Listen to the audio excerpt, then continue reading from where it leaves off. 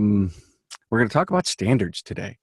Boy, that is such an interesting topic. Can't wait to jump into it. Last week, we were in episode, oh, no, I'm sorry. I want to remind you all that this panel was with me in episode Town Hall Academy 70, and we talked about leadership.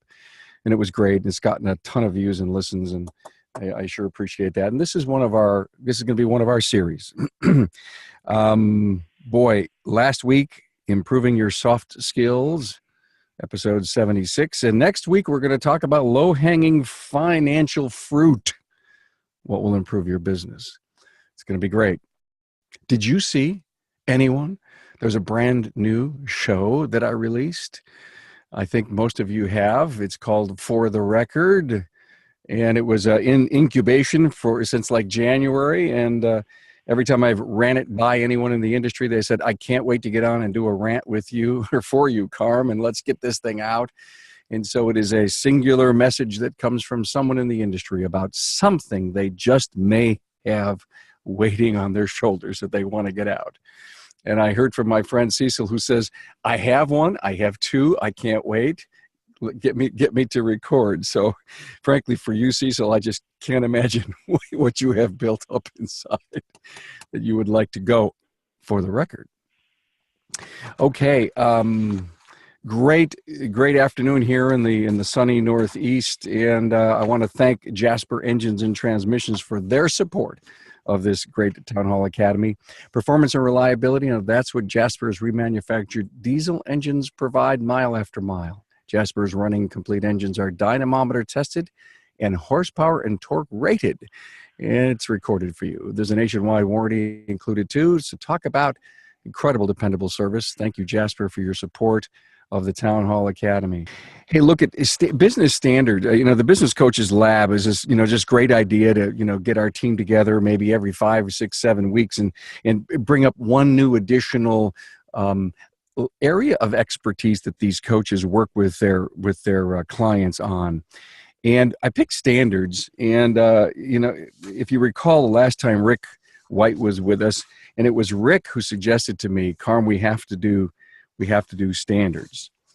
And I said, great, Rick, I love it. And he sent me this great dissertation and he couldn't be here. But here's what Rick wrote, that standards for him in a business is the bar, the ruler, the one that sets the level of quality, service experience, caring, and engagement. He also went on to say the problem is so many times the owner is so busy doing whatever he's doing in his business, mistakenly believing his job is to make sure cars are fixed, and they forget about the standards that they need to make and set. So with that, Jude, I want to go to you first. And I think there's so many things we're going to talk about. In fact, Jude wrote to me and he said, Carm, this could be a 40-part series. and I said, yeah, you're probably right, but we'll try to really condense it and bring some great value to it. Customer standards. Who's our customer? I mean, if there was something to set a bar, it would be the customer, the level of service, and who that ideal customer is. Sure, and to steal one of the talking points a little bit from Murray, since he's not here anyway, he talked a bit about that, about having to identify that we're not all the same. And so each shop has to figure out, each business has to figure out who is their customer. I actually struggled for a few years doing consulting, wanting everybody to adhere to my standard. My standard is I want to squeeze every last molecule of profit that you can out of a business without compromising quality or customer service or any of that. But I've met people over the years that's not theirs. So, and I've tried to push mine on them, but we have to set our own. So for the customers, they have to be able to know, who are you going after? Who are your people? What's your ideal customer look like? How do they act? Where do they live? What kind of car do they drive? What do they care about? What are their heart concerns that you can meet, so you can begin to build that relationship with those people?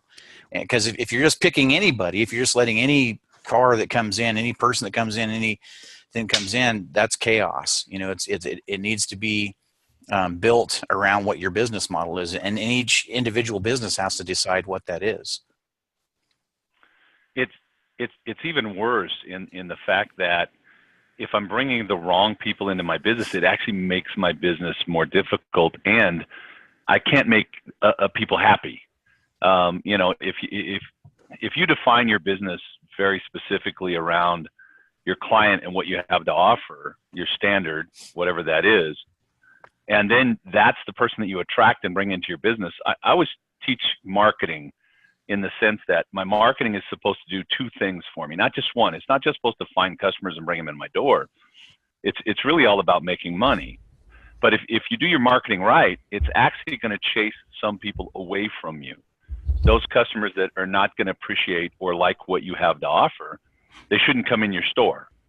And there's a huge variance in how people feel and think about this. I mean, there's a lot of people out there going, look, you got to grab everybody because you have to make a profit. And then there's people like myself saying, look, you should actively be chasing away some of your potential clients and even some of your clients because they don't fit in your business and you can't make them happy. Cecil, I totally agree with you on that. I use the term client, and I teach my clients to build a client strategic business. Now think about that. Not a customer-based business, a client-based business. And the term client denotes responsibility. The term client means you have a relationship in place with the individual. And it is your professional responsibility to ensure their vehicle is safe, reliable, and efficient. And that's what they're hiring you for. I need that relationship. And when you look at standards, it's one of the things that really frustrates me in the industry is that there's no definition of a comprehensive inspection across North America. I've talked to shops where they say a comprehensive can be done in 20 minutes. Another shop, it's an hour and a half.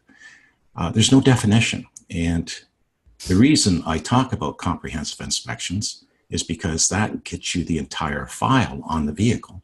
So now that I can counsel my client for safety, reliability, and efficiency, and draw out the timelines based on how they use the vehicle and their expectations with the vehicle. That's a different standard. That's not building car count. That's building build hours into the vehicle with each and every client, which is working smarter instead of harder. Yet everybody talks about, I'll take anybody who comes through the door. I totally disagree with that. The unfortunate thing is that most shops do not know how to calculate their net profit per build hour. And 60% on average of the business that's coming through the door does not create $1 of net profit. It's mathematically impossible to create net profit on every transaction. But if you can get yourself down to 40%, your bottom line soars. Now, the standard is, how do we learn that? There's a book, Markets of One. I can't remember who wrote it. There's also a short video that kind of plays through that, and it basically says that there are two types of people in this survey they did. 30,000 people over some 10 years in the United States, England, and New Zealand or Australia. The two types of people are the discount, hey, I want a deal person, and then there's the person that wants to be a client, wants the relationship, etc. And the guy that wants a deal is responsible for none of the profits. I mean, it's virtually no profit in that particular market. And if you're working with the relationship customer, they're responsible for like over 90% of the profit in companies. I think there's another aspect kind of to this also. A while back I had someone working in my company, and they wanted to do a deal with another company, because the company was going to market us and it would be beneficial, get our name out there. But the company, in my opinion, is not doing what is good for the industry. So I wrote this 3-page ethics document for my company saying, this is what we believe in, and this is what we're going to do, and these are the kinds of people that we'll work with. And I did that for my company so that we could make good decisions moving forward. And how many owners of automotive shops have sat down and said, either these are my standards as far as my morality standard or my ethical standard, but also what I'll put up with from a client or someone that I'm going to work for. You've got to decide. I mean, I think if you take any marketing class, one of the first things they're going to tell you is define your product, and the second thing is define your customer, and or your client. How I'm going to say customer a lot because I'm an old guy, hard to teach the old dog new tricks, but I'm a relationship guy, and I try to teach my clients to be relationship people also, because it's a much better model. At least I believe so. Truly agree with that. The relationship is everything today, and we are in a relationship business. Now, that brings on the standard as to even how many service advisors a shop has. And I've seen shops have, one service advisor serving 5 techs. The person has no time. Yeah. No time. And 20 cars and 20, 25 cars a day. Yeah. How do you take care of a client when you have 25 cars a day? Exactly. When you decide what your business is and what you're going to be, and you decide who your client is, that almost dictates a lot of the rest, or most of the rest. So that creates a standard for how I price myself. That creates a standard for how many techs I have and how many service advisors within my business, so that I can serve my client well and do the right thing. I think one of the things that gets forgotten, I could go on 10 rants here. I'm not going to, no time, but it becomes about car count and putting more bodies through your shop, and not about running a good business that is a profitable business where everyone's happy. And it should be about running a good, profitable business where everyone's happy. Whether you have 2 cars a day or 200, it should fit your business. Correct. And how you're going to take care of your clients. Correct. And so the trick is, and the standard is, I don't want to be busy. I want to be steady. When I'm steady, I have control of the time in the shop, the time with each client. That's my professional responsibility. Guys, I got to interrupt here. What I'm pulling from the last about 8 minutes is standards in your business become certain KPIs that you manage to. And the thought that I had was, I have so many service writers per tech, or per daily car count, and if you are feeling that pressure that your current standards are affording you success, then you need to take a look at your own standards and say, hey, we maybe have to make some changes. I have a great short story. I went years and years ago. I was looking for a job managing a shop, and I went to an interview here in Utah for a company. And I was talking to the CEO of the company. They had 6 locations, and he said, I had to have 2 of my managers arrested for stealing from the company. And I said, wow, that's unusual. I said, what do you pay your managers for your facilities? And this is not that long ago. It's probably 15 years ago. He said, we pay them $24,000 a year to manage one of our facilities. And I said, can you live on $24,000 a year? Can you feed your kids and send them to college and survive on? He goes, well, heck no. See, this is a guy who put himself in that position. He put his managers in a position where, in order to survive, they had to steal from him. And at the shop, how does this relate to car count? Well, if you want your guys to do a good comprehensive inspection because you've built a client and I want to have a relationship, and that client expects me to give them good information about their vehicle so they can make the right decisions, and you run too many cars, let's give this technician 3 waiters and say, hey, do a good inspection, but you got 20 minutes to do each of these waiter oil changes, and let's get them out of here. Now, you've just put that technician in a position where it's impossible for them to do their job. They can either get the car in and out quickly, or they can do an inspection, but they cannot do both at the same time. And so I recommend, certainly in the models that I teach, I don't even have waiters in my shop. In most of my shops, they will not bring a waiter. It's one of the standards, because the waiter customer is not thinking correctly. We don't have the time to look the car over. There's this idea in my world that my job as a shop owner is to make sure that my customer's car is taken care of. And if everyone in my business gets it, fully understands it, we don't do the wrong things. We do the right things. We schedule people correctly. We bring them in with ample time to let our technician do a good inspection on the car. We give our service advisor time to estimate the job and sit down and really talk to the customer and give them good information, and we help our customers make good decisions. Now, if everybody gets that, if that's the culture, and I talk about religion because religion's it's kind of actually we could probably talk about Democrats and Republicans right now. They're so imbued in who they are that they don't know how to be anything else. That's religion. We need a religion of taking care of our customers' cars in our business so that we don't do the wrong things and we do the right things, which also then generate dollars out the bottom line, which is the purpose of me being here, is to create wealth and take care of my family and take care of the families of the people that I work with. And you're working with them and you're talking about standards of execution and how many shops actually put that standard of execution in writing to their team.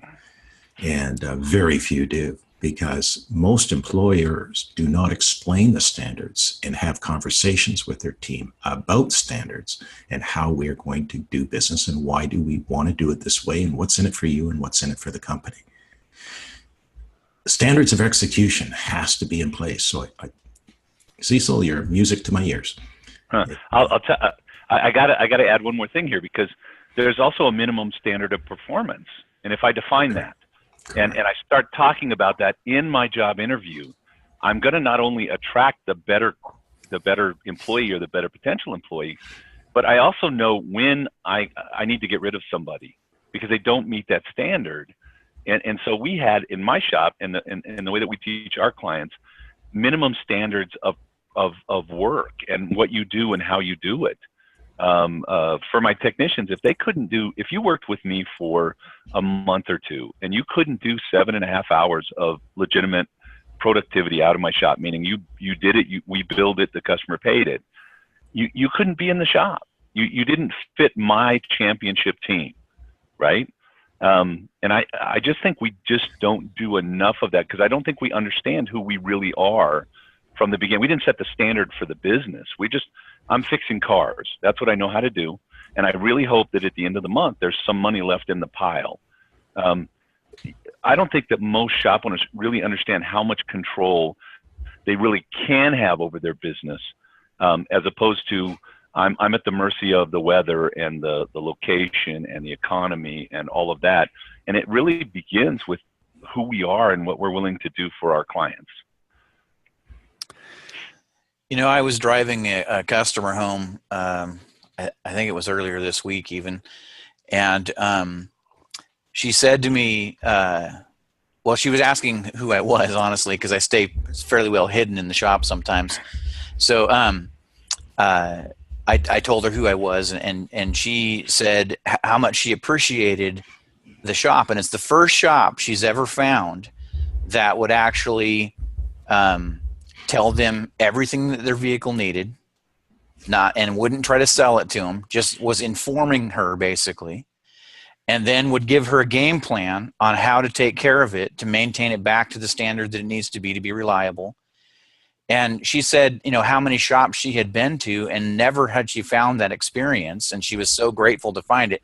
So much so, in fact, that she was now, you're speaking of religion, Cecil, she was preaching the gospel, if you will, of my shop to her own mother. And her mother's asking her, why are you driving, 15, 20 minutes to this shop when there's one 5 minutes down the road?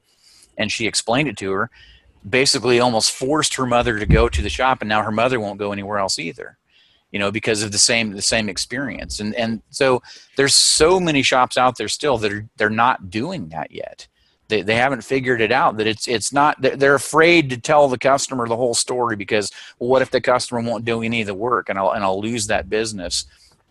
There's so much fear that they're going off of, as opposed to just doing what's right, just doing what the customer needs, what the customer wants, and what's going to service the vehicle the best, and just let them make the informed decision.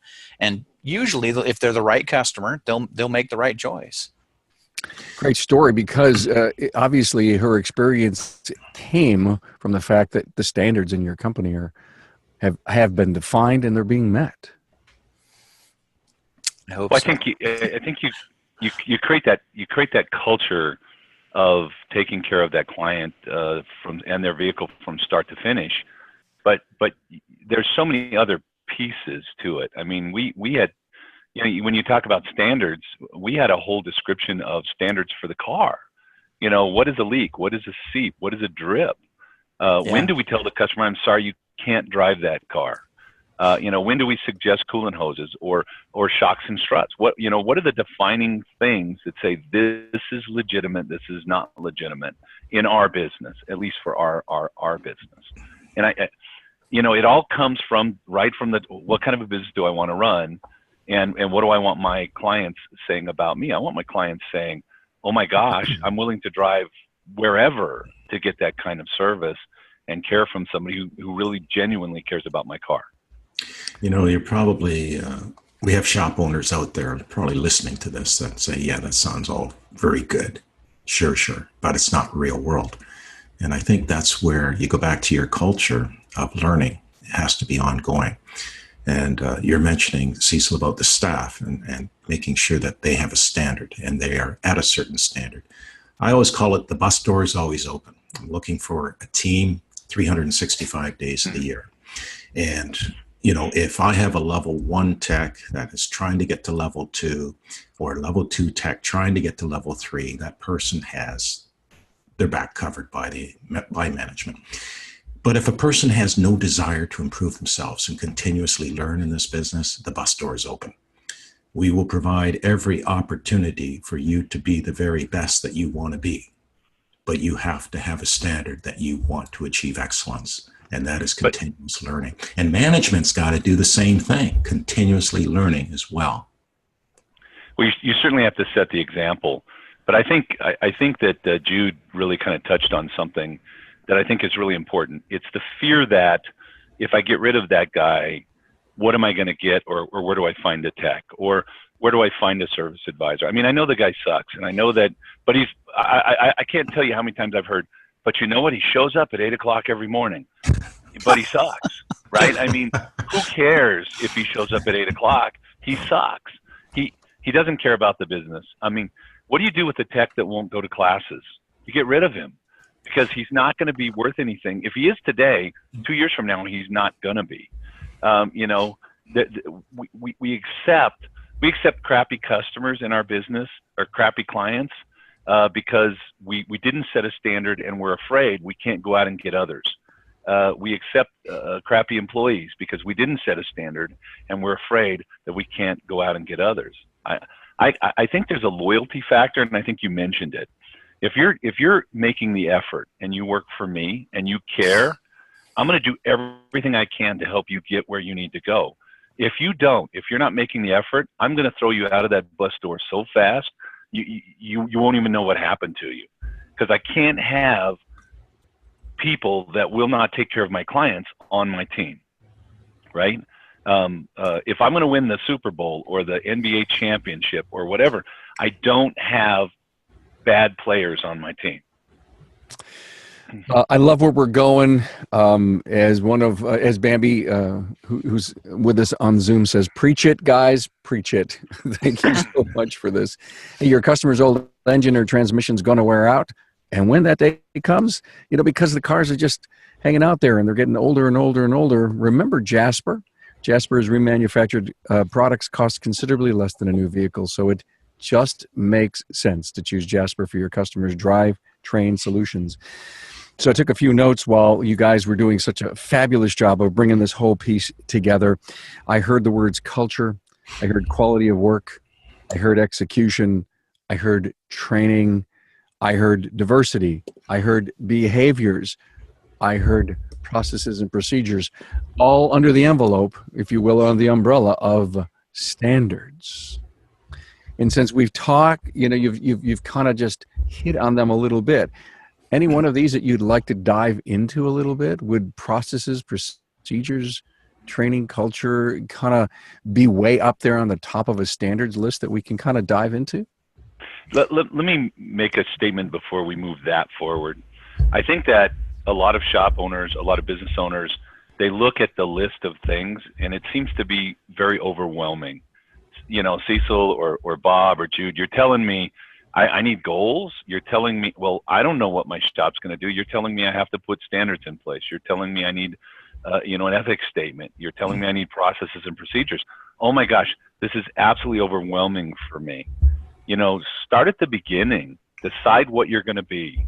I have a client. I just got a message this morning from, not from him, but from one of my guys, and says these guys are on fire. They're losing money doing about $13,000 a month a week in this beautiful facility, 4 technicians. And the owner got tired of losing money and said, you know what, I need to make money. Let's get this thing together. And we went out there and built a business plan, created the goals. We started putting the package together so he knows what to do. And today, last week they did 27,000, and this week they're probably going to do 31. And it began with the owner deciding, I don't want second best anymore for myself, right? And not being afraid of that list. If you never start on the list because you're afraid of the list, nothing gets done, and your business is going to go into obscurity. In business, there's no floating. You're going up or you're going down. That's all there is. And so too many guys get overwhelmed with what, I need process. I wrote an article about 26 processes that are necessary to run a shop 15 years ago. And today I would tell you that's more than 26 processes. It's probably 36 or 40. But you take one at a time and you deal with the person that's doing that process the best in your company. Bob mentioned inspections. In my company, I really hated it when I would give one car to one tech and he would inspect it and he'd come up with a list, and then he goes off and he's got to go to the dentist or something. Somebody else gets the car and they inspect the car and they go, wait a minute, he missed this and this, and he said it needs this, but I don't think it needs this. I need to teach my technicians how to do an inspection so that if I give that car to all of my any one of them, the list is the same. That's only right. I mean, it's either broken or it's not broken. It's either worn or it's not worn. And we need to come up with the standard for that. Don't let the list overwhelm you. Pick something and get it done today. Kaizen, small incremental improvements in your business consistently throughout. You talk about the overwhelming, and I've seen that all my life with shop owners. They get overwhelmed by even just attending one class. And I've always tried to educate people that to change the business to a higher standard takes time. And realistically, too many owners try to change too much at once. And I say only change a maximum of 2 things at once.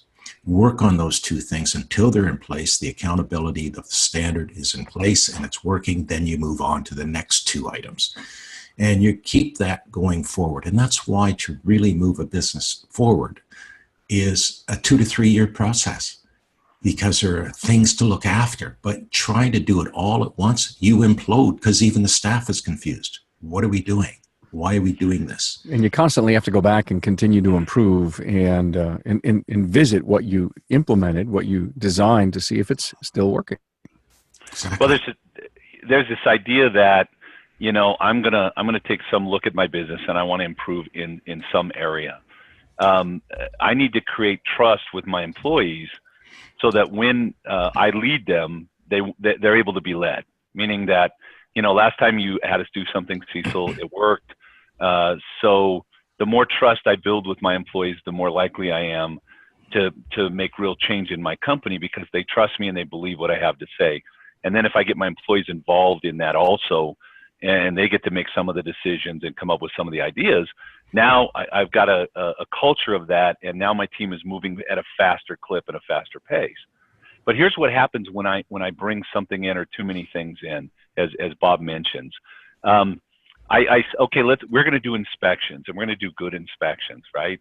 And so we give them a sheet, or we bring in a DVI and we train them how to do it, and then there's no quality control behind it, and so it's tough because we're changing our methodology. It's tough because we're changing what we do, and we're trying to change our habits, and we don't change.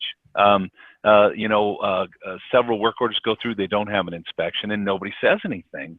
And 3 weeks later, what's happened to my trust with my employee? I said we were going to do something. I did the initial effort, but I didn't do the follow-up and the follow-through.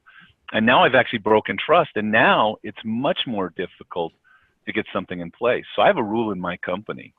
If we say we're going to do something, we're going to do it for a minimum of 60 days. And at the end of 60 days, if it didn't work, if we hated it, we'll all make a decision and we'll go back to the old way. But we are going to do it until we do it right, no matter what. And really, I will sacrifice a ton of things to get whatever it is I said we were going to do done, because that's my word, that's my bond, that's the trust I'm building with my employees. And if I don't do what I say and say what I do, I can't build trust with my employees. And if I don't have trust, they won't follow. Doing so, excuse me, Bob, I thought of the words tough through it. If it was worth doing, it's worth doing right. I think that's what you're saying, Cecil. That's a great concept, 60 days, Bob. It's a matter of getting the staff, as Cecil says, involved and making sure that they understand the standards that we want to achieve. And most employers will say, I want my staff to buy into that. I don't want them to buy into it. I want them to believe in it. Own it. And when they believe in it, they're now partners in the business. And when you have a team of partners, your business moves forward. And that is the employer's responsibility to build that team of trust, and they believe in the standards that are being set. You have to really sit down and have a meeting with the entire staff and discuss what is the one thing that if we got it implemented, accomplished, completed, whatever, would launch our business forward. What is the one biggest thing? And you're going to have some debate, but ultimately you're going to go with whatever the unanimous thing is, and you get that buy-in, and you get those people behind you on it, and everybody's involved in it, and you go after it, and you get that one accomplished, and then you come back and you do it again. And so I totally agree with what you're saying, Bob. Two is an absolute maximum. It's sometimes even better just one, because even the whole multitasking thing, you guys probably heard the story that it's a falsehood. It actually came from the computer industry many years ago, because computers can process so fast. It looks like they can process two things at a time, but they actually can't. What they're doing is they're switching back and forth between tasks so quickly that it looks like it's doing two at a time. So not even a computer can actually multitask. It has to go from one thing to the next thing and then back to the other thing. And we can't do that nearly as fast as a computer or as efficiently, so don't bother trying. Just pick your one thing, go after it, get it done, knock it off the list, and then go get the next one. I mean, the list is going to keep growing, and you're going to keep adding to it and adjusting it and putting new stuff in it. But just go after one. Just pick one. There's also this. I mean, Jude mentioned, you need to have a meeting with your employees and have discussion. I'm going to tell you, you need to have a meeting all the time, and I don't mean every day or every minute. I mean a formal set aside 45 minutes. We're going to discuss one topic or two topics. We're going to come up with ideas. We're going to solve problems. You have to create the culture of doing that on a routine basis, even if it's difficult at first. And I have too many owners that tell me we don't have time to do that. So we're not solving problems. We're not discussing. We're not getting them to see the vision. We're not getting them on the same page because we won't take the time to have that regular communication. The number one problem in automotive business today is it's not car count, it's not crappy technicians, it's lack of good quality communication. And lack of leadership and management is right behind it. Totally true. And you can do a constant communication by having a morning scrum. A morning scrum is 6 to 8 minutes tops. And all you're doing is recounting as to what the status is of the business in hours, for example, what we averaged yesterday, what we got on our plate today. Let's pay attention, guys. We can do this. And just keep the communication constant. Yeah, and how's our new process working? Yeah. Or what do we need to do? If it isn't working, what do we need to do to make it work? Why did we start this thing? not to end it, not to just let it go by the wayside and go back to what we were doing, but to improve on our lives. A good process in my business not only puts more money in the bank, but it makes the lives of the people that do it better lives. That's a great point, Cecil. I have a client I've gone through this with where they were operating 6 days a week. And I believe in operating Monday to Friday. And we had to prove that the Saturday business was not profitable. And they finally saw that it was not. Why are you doing this? It screwed up people's lives. They didn't have weekends. They didn't have any family life. And, you have to have a standard in your business where you actually have a staff that enjoys life outside of the business and that you can set that standard for them. And then you have the internal standards, how to work each and every day. But we also have a standard that you have a family life outside of this business. We had an education standard. Our guys needed 48 hours worth of education every year, no matter who you were, including the manager, the owner of the business. And, we would actually, if you came and you said, hey, I want to take this course on, time management, I would say, great, that counts. Anything that would improve your life as an employee or as a staff member or a team member improves my life in my business, because you're happier. And if you're happier, you're going to perform at a higher level in my company and doing what we do. I like what you just said. You set a standard of 48 hours, 40. I interview people I hear all over the board. There isn't a top shop operator today that doesn't have a standard of training. Not difficult to do at all. It's hard to implement it. And any ideas on how to make that happen, make that ingrained as part of the culture?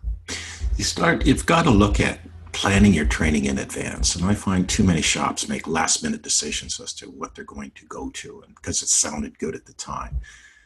You've got to look at what courses do I want to achieve in the next year, and where are they, and what topics do I want to make sure I get embraced with.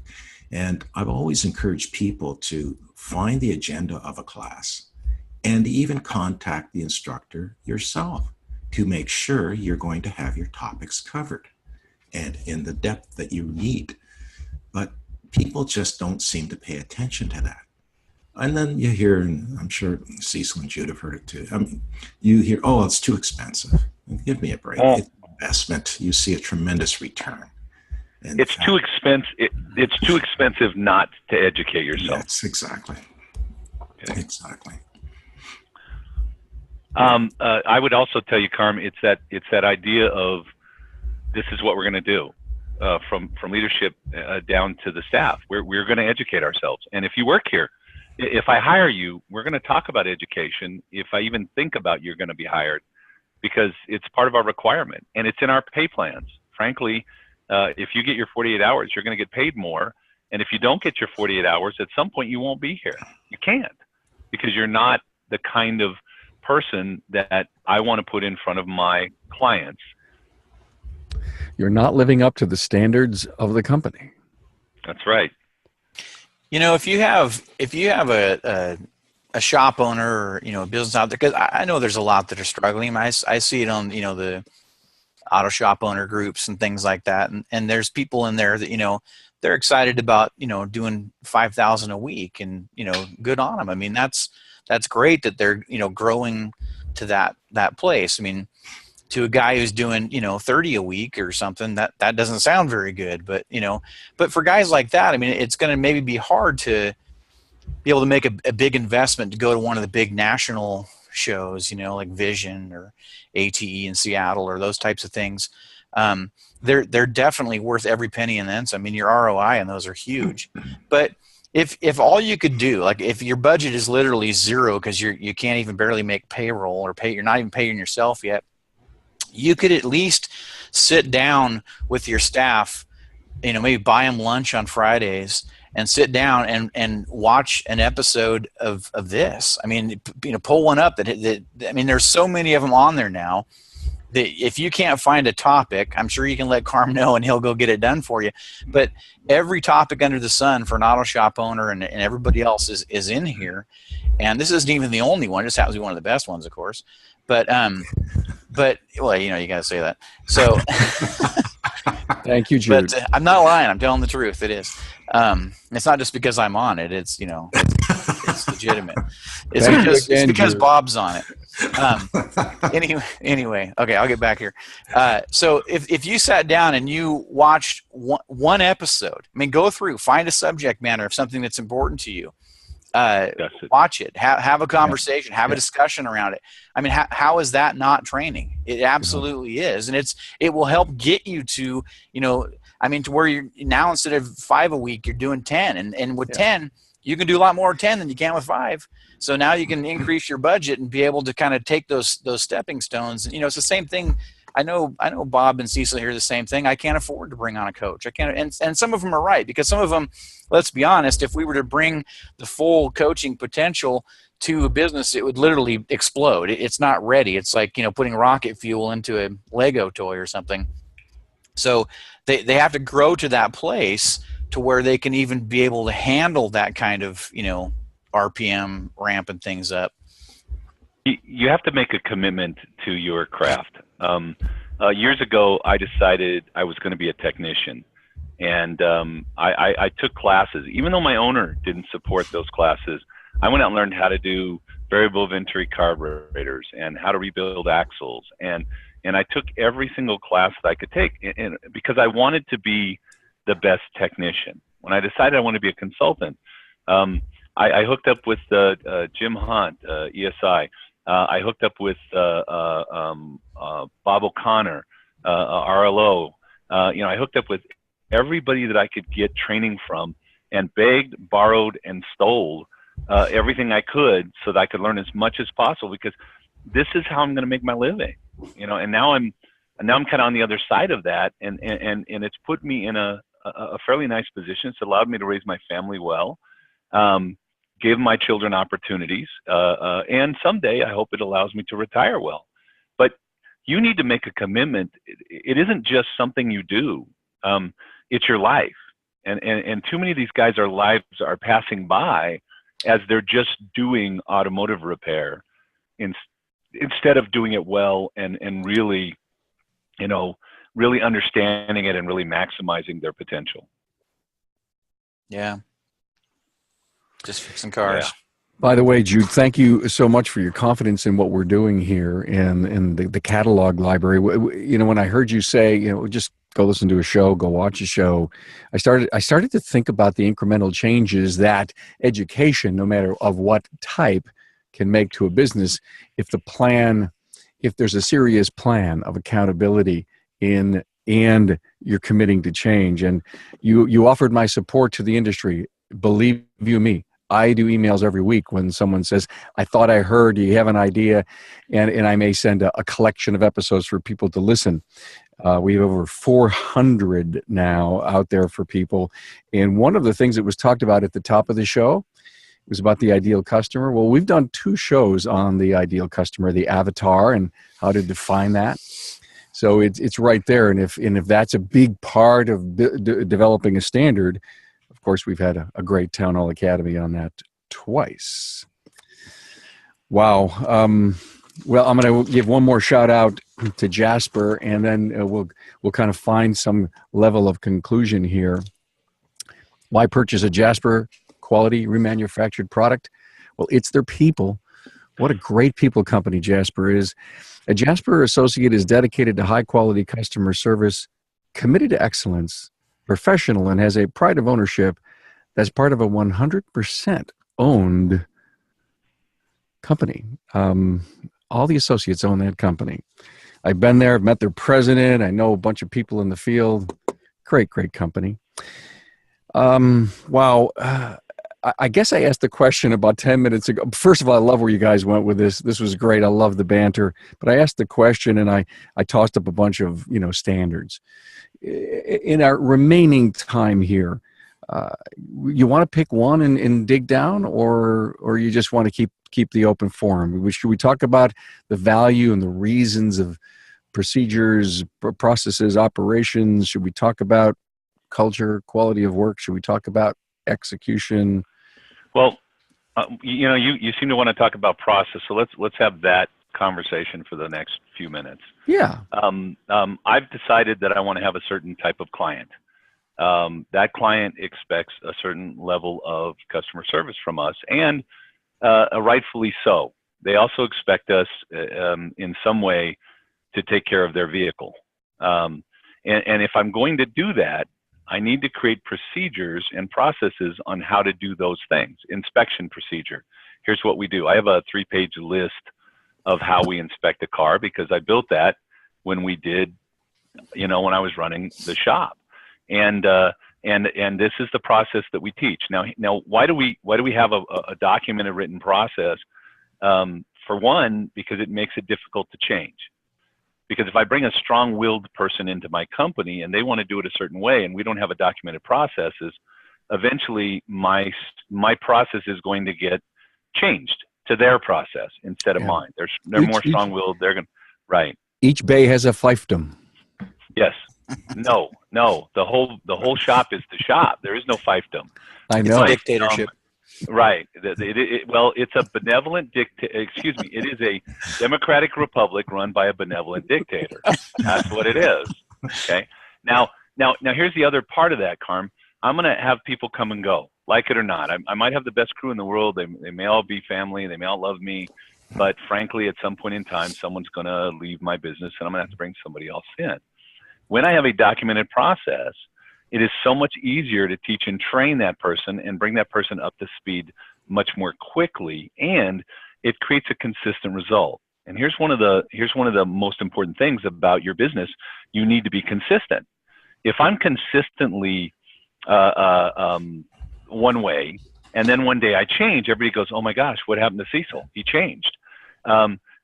You would be better off to be consistently angry, mean, and unhappy than to be happy one day and angry the next day. You will confuse the people around you, including your clients and your staff.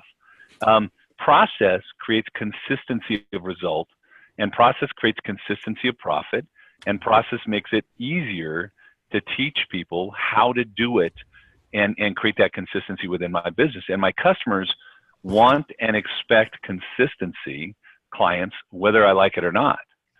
So I've got to do that. It's very, very important that we have legitimate defined processes. And there probably is a list of maybe 30 or 36 that I need. How do I answer the phones? We want the phones answered the same way. Makes our customer more comfortable. How do I write up an estimate? Now that might be partially defined by my software, but also I can have some things in there where I say, I'm going to ask this question or we're going to do this here. How do I write up an estimate? Meaning when my tech finds the work, how does he get that information to my service advisor? That's really, really important, because if it's not done right, a lot of time is wasted and we become inefficient and not productive, and it costs the company a lot of money, and it costs the employees money, frankly, and it costs the customers because their cars aren't done when they're supposed to be done, which is the #1 failure in shops today, and that is to meet your promise times with your clients. Process doesn't fix all that, but it certainly helps me fix all that.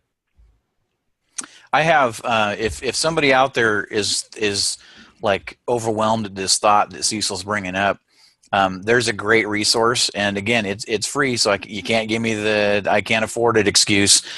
There's a gentleman by the name of Sam Carpenter. He runs a business out of Oregon, and he wrote a book called Work the System. And it's a fascinating read because it actually tells his life story of his struggle through his business and then what finally turned it around for him. But he walks you through step by step how to build systems inside of your business, and how to find them, how to build them, how to build a culture where they continue to be revamped over time internally as we find a better way of doing it, a more efficient way of doing it. So you'll end up with like the most efficient running systems possible, because they self-heal, if you will, because the team is all on board with the idea and the concept and wants to participate. And so, one example he would give in there is like, how do you get money from your business into your bank account, right? Because there's a process of how that has to happen. Well, back in the day, none of it was done online or whatever, right? So you go from a system of, I have to put it in the bag, zip the bag closed, take the bag to the bank, blah, blah, right? Well, now it's deposited online or whatever. And so that the new system is you log in, you upload this, you do that and go that. So anyway, it's a great resource. Sam Carpenter worked the system. I highly recommend it. There's another great book, in my opinion, Michael Gerber, The E-Myth. Revisited, a wonderful book. I'm laughing while Jude's talking because I'm thinking I need to write a process on how to manage my processes. That seems insane. I'll loan you mine, Cecil. Right. It seems insane, but it's the truth. You need to understand that if I do this way and I involve my employees this way, that over a long period of time, that process is able to be changed and changed correctly so that it always gets the right result. When we're writing processes, we always start with the result we want. How am I going to do this so that I get the result that I want? That's actually in that book, by the way, and I forgot to mention, if you Google the guy and go to the website, you can download the book for free. You can get the audiobook version of it for free. All he asks for is like your email address. So it's a free resource. One more time on the name? Sam Carpenter is the name, and Work the System is the name of the book. Yeah, I bought paper copies of it too because the guy's crazy. He runs a great business, but he sells his book even just for the cost of publishing it. So it's like $7 if you want to buy it from him. You go on Amazon, it's twice that much. You go to his website, he sells it to you for just the cost of publishing it. So anyway, he makes his money other ways. Coaches, how often when you take on a new client do you see that the systems are really not in place? 100%. 100%. 99.9, and the only reason I say that is because I hate absolutes, and I know that one day I'm going to walk into a shop and they're going to have their processes in order. It could happen. It's a pleasure to meet a new client that actually has half of the processes in place. Or has any. Yeah, and they're moving forward. But the thing is about the processes is that they've got to change, and they're continuously changing as your business moves forward. Or living documents. You're not setting a standard this is it for the rest of my life. Right. No, it's going to constantly be under review, and we're going to make sure that we're always changing because we live in a very highly skilled business now. It's a profession. It's not the trade days are done. It's a constant that I use all the time. So we have to be continuously looking at it and how do we evolve and what's in it for everyone when we go that way. And we're creating a culture in our business of not only writing process and documenting how we do things and what we do, but also reviewing that on a regular basis so that we know that it's up to date and it's always, again, getting the right result. Exactly. Thank you so much, guys. I can't tell you how much I appreciate. Wow, smart guys. That's probably why I hang out with you guys. Great discussion. The next Business Coaches Lab, watch out for it, maybe 7 or 8 weeks down the road. Don't forget about the one we previously did on leadership. It was Town Hall Academy episode 7. Thank you so much to Bob Greenwood from Automotive Aftermarket E-Learning Center. And oh, by the way, if you go to the show notes page, on any of their episodes, you can see their extended bio and you could see all the previous episodes. And I also believe I may have a link to their companies on there too. Cecil Bullard, thank you very much. The Institute for Automotive Business Excellence. Jude Larson from the ACT Group. And of course, we missed Murray and Rick this time around, but maybe they'll be back the next time.